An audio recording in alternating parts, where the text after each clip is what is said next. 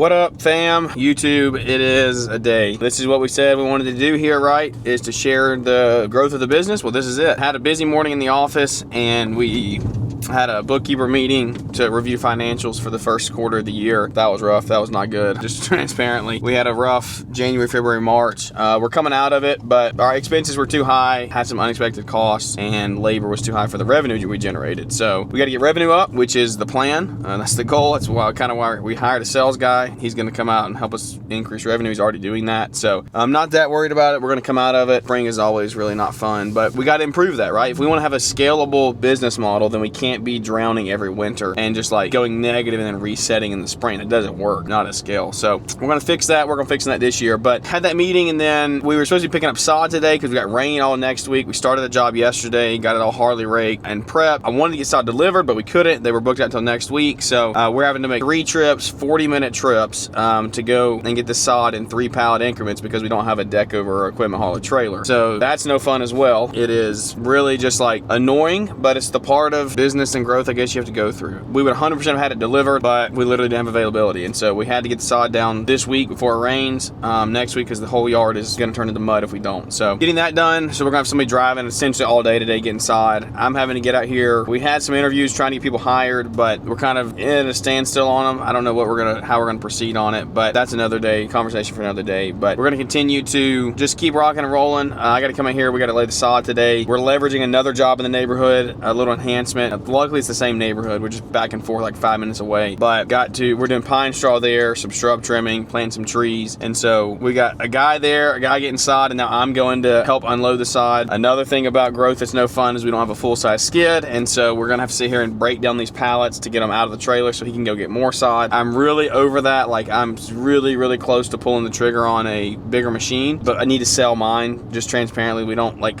if we get a bigger machine, we don't necessarily need this one any longer, and we don't have the work to justify 2 right now. So that's annoying. I don't want to take on that much more debt. Debt doesn't scare me. Like, we have debt in the business, we leverage it. That doesn't bother me, but I do need to be smart about the equipment purchases we make. And so that's what we're doing right now, is just trying to work through some of this, figure it all out. This is just me talking, right? This is me showing you the ins and the outs of the business. This isn't the highlight reel. This isn't that stuff. This is, hey, you're going to go through some of this in your business. Let me share this with you, what we're doing, and hopefully maybe you can avoid some of it down the road. But it's just part of it. We don't have a full machine, so we're going to have to break these down, which is going to cost us time. And the argument is, right, well, I would pay $1,000 for a new machine a month. It's $12,000 a year. If I'm paying people $30 an hour, it costs I'm billing out $130 an hour for design build. And so if we spend 10 hours, we're gonna spend more than that. Spend 10 hours unloading, that's like what, $1,000, $1,300, $1,400. We will spend easily 2 hours today with 2 to 3 people breaking down pallets. So like, that's 6 man, that's almost $1,400. That's almost a month's payment on a machine. So like, I'm breaking the math down for you. I'm telling myself I should get the machine. Essentially, because that's how much we spend, and an opportunity cost, right? We're losing that time because not only are we not producing, and then we're not selling new work because we're stuck doing this. So pretty much I need a new machine. I just figured it out to you here on the video. I just broke it down for you. But anyway, that's what we're doing. I'll take you out here and show you kind of what we got here before we start laying. I'm going to try to get over to this other job, get it buttoned up, pine straw and things before we finish the sod, so we can just like get the pine straw done and over with, and then we'll finish the sod today and tomorrow morning. So busy couple days ahead. I don't know where the video is going to end or where we're going to continue, but I will show you once we get out here what these job sites look like and how we're going to continue to go from there. So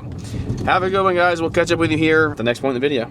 All right, so just got out here on the job. We're down stacking. We got one stage there, one stage there. I'm standing on one here. We're about to try to pull this one to the back of the trailer and then get that one out. So hopefully we can get this out in 3 pallets. It's going to be interesting to see if we can get this pulled back.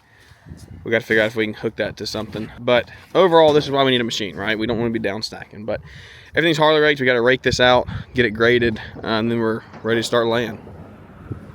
This is what you want to avoid, having to pull back like this.